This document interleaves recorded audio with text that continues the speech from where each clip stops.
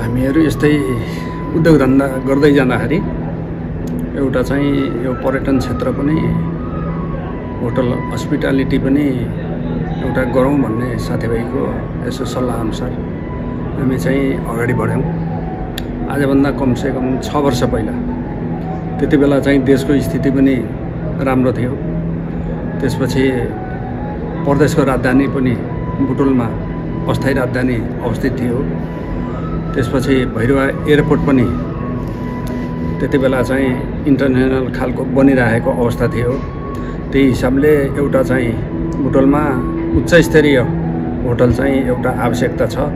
यसलाई पर्यटन क्षेत्रमा पनि हामीहरू चाहिँ लाग्नुपर्छ भन्ने हिसाबले चाहिँ हामीहरू अगाडि बढेको हो। 350 करोड चाहिँ यसमा लगानी गरिसकेका छौँ। अझै पनि केही चाहिँ बाँकीहरू केसेनको केही अंशहरू बाँकी छ र अब भइभरि आउने केही चाहिँ रकमहरू चाहिँ अझै पनि लाग्न सक्छ। त्यति बेला आजभन्दा 6 वर्ष पहिलाको स्थिति र अहिलेको स्थिति आएर धेरै चाहिँ फरक आइसक्यो है। यो होटल पर्यटन उद्योग व्यवसायलाई पनि एउटा सरकारको चाहिँ दायित्व सरकार हुनुपर्ने, त्यसपछि निजी क्षेत्रहरूले जुन चाहिँ उद्योग धन्दा पर्यटन क्षेत्र सबै चाहिँ अगाडि बढ्दाखेरि सरकारको पनि दायित्व भयो भने त्यसपछि उसलाई पनि टेवा पुग्छ। सरकारको अस्थिरता अनि सरकार चाहिँ राम्रोसँग चाहिँ नचल्नु भनेको निजी क्षेत्रको चाहिँ कमजोरी, एकदम निजी क्षेत्र अगाडि बढ्न चाहिँ असहज परिस्थिति, त्यस्तो खालको परिस्थिति पनि आउने गर्छ। आजभन्दा 6 वर्ष पहिलाको स्थिति चाहिँ अलिकति मजबुत हुँदै गएको थियो, सरकार पनि त्यही हिसाबले गएको थियो। आजभन्दा 6 वर्ष पहिलाको स्थिति र अहिलेको स्थितिमा चाहिँ अहिले चाहिँ स्थिति अलिकति खस्केको अवस्था छ। तर पनि 6 वर्ष पहिला हामी सुरु गरेको यो होटल व्यवसाय अहिले आएर चाहिँ त्यो काम गर्दा गर्दा मोटामोटी 6 वर्ष चाहिँ हामी गुज्रिसकेको छ। अहिलेको अवस्थामा सञ्चालनको अवस्थामा आउँदाखेरि चाहिँ पहिलाको स्थितिभन्दा धेरै चाहिँ नाजुक स्थितिमा आएको छ। अहिले जस्तो जेनजी आन्दोलन भयो त्यसमा चाहिँ धेरै घुसपैठ भएर चाहिँ तपाईको चाहिँ होटलहरूदेखि लिएर निजी क्षेत्रको सम्पत्तिहरूमा चाहिँ नोक्सान भइरहेको अवस्था छ।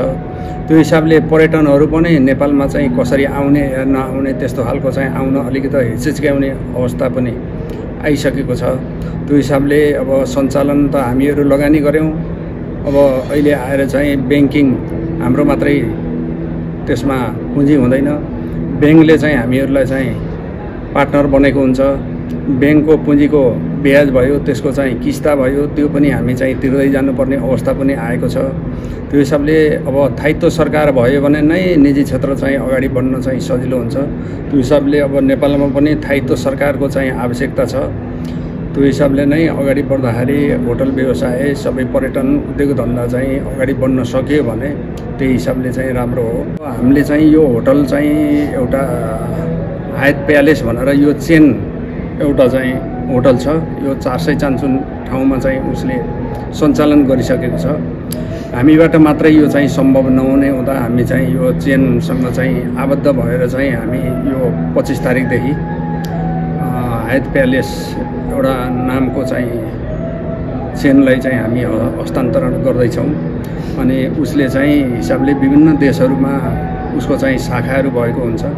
त्यो शाखाबाट नेपालमा आउने पर्यटकको लागि चाहिँ उहीँबाट बुकिङ गरेर नेपालमा आउँदाखेरि जस्तो बुटोलमा लुम्बिनीमा चाहिँ यो हायत प्यालेस छ भनेर त्यहीँबाट पनि त्यहाँ कस्टमरहरू चाहिँ यहाँ आएर चाहिँ बस्ने खालको त्यस्तो खालको चाहिँ यो हुन्छ। त्यो हिसाबले नै अगाडि बढ्न चाहिँ हामी आफ्नो हिसाबले चाहिँ अगाडि बढाउन नसकेको हुनाले एउटा चेनको हिसाबमा चाहिँ अगाडि चाहिँ हामी अहिले बढिरहेका छौँ। स्किमहरू हामी यो 25 आज 10 मोटामोटी 10 तारिक हो, 15 तारिकपछि चाहिँ हामी बल्ल यो चाहिँ हायतलाई चाहिँ हस्तान्तरण गर्ने अवस्थामा जाँदैछौँ।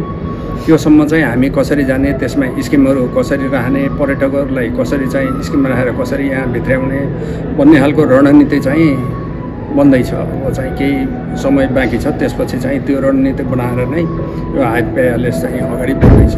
अपेक्षा त एउटा चाहिँ थाई सरकार नभएसम्म अब टुरिज्म यो चाहिँ क्षेत्र अगाडि बढ्दैन। अब त्यो सबैलाई थाहा भएकै कुरा हो।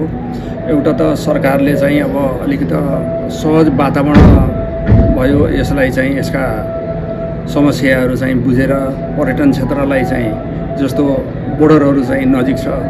बोर्डरबाट चाहिँ जुन विदेशीहरू आउँछ त्यो चाहिँ जस्तो इन्डियाको कोही कस्टमर आयो भने त्यसलाई चाहिँ सहज हिसाबले अलिकति चाहिँ कतिसम्म एउटा चाहिँ लिमिटेड हुन्छ।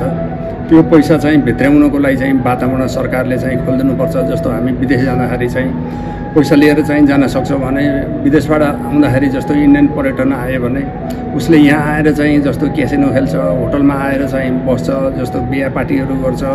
त्यो हिसाबले पनि उसले चाहिँ केही सहज हिसाबले सरकारले त्यसलाई चाहिँ अलिकति खुकुलो बनाइदियो भने त मात्रै यो पर्यटन क्षेत्र चाहिँ अलिकति नेपालमा चाहिँ फस्टाउन सक्छ।